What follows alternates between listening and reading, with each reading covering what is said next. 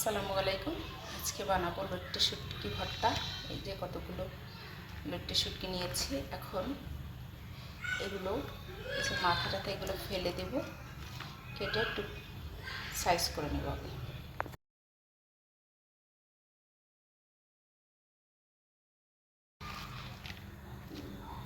শুটকিটা আমি কেটে নিয়েছি। লেজ মাথা যে মাঝখানের যে কাঁটাটা সেটা আমি কেটে নিয়েছি। এখন গরম পানি দিয়ে ভিজিয়ে রাখবো।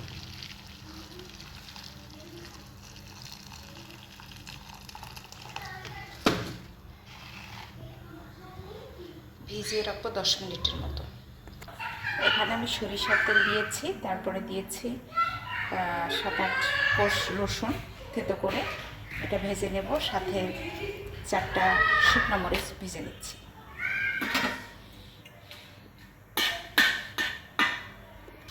দিয়ে দিচ্ছি লবণ, এটা একটু ব্রাউন শেপ করে ভেজে নেব।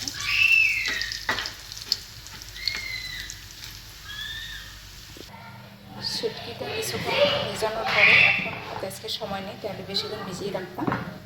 এটা পানিটা ছেঁকে নিয়ে ঠান্ডা পানি দিয়ে বেশ কয়েকবার ধুয়ে নেব, যতক্ষণ পর্যন্ত ভালো থাকে যায়।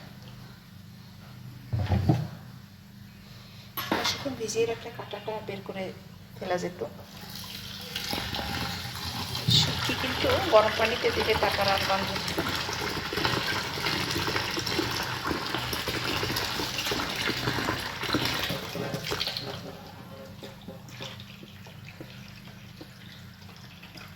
পরিষ্কার হওয়া পর্যন্ত 7-8 বার ধুয়ে নেব।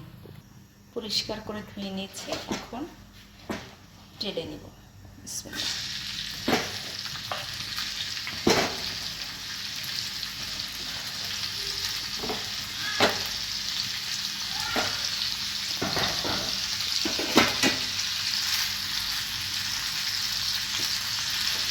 এগুলো ব্লেন্ডারের জারে উঠিয়ে ব্লেন্ড করে নিচ্ছি। এটা ব্লেন্ড করে নিব। শুটকিটা ভেজে নিচ্ছি।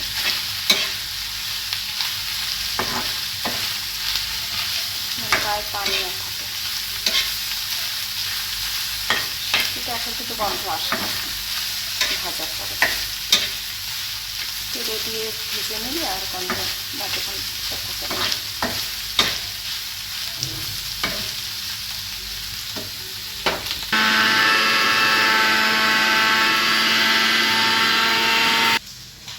করে নিয়েছি,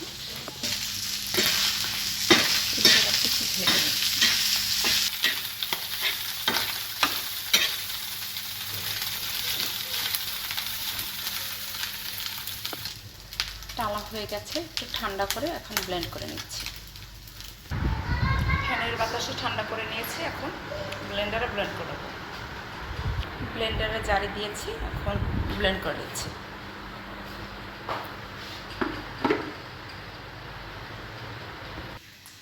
অল্প একটু তেল দিয়ে, সরিষার তেল, আর একটু পেঁয়াজটা হালকা করে ভেজে নিচ্ছি।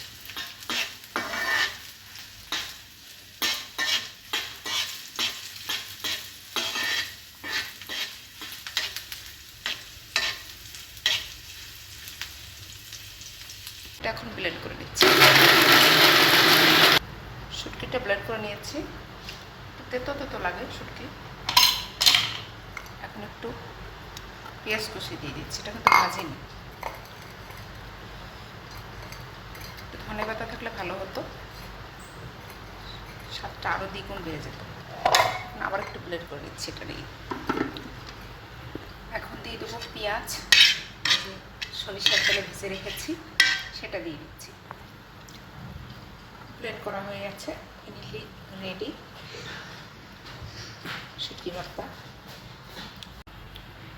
লট্টে শুটকি ভর্তা রেডি। দারুণ টেস্ট হয়েছে।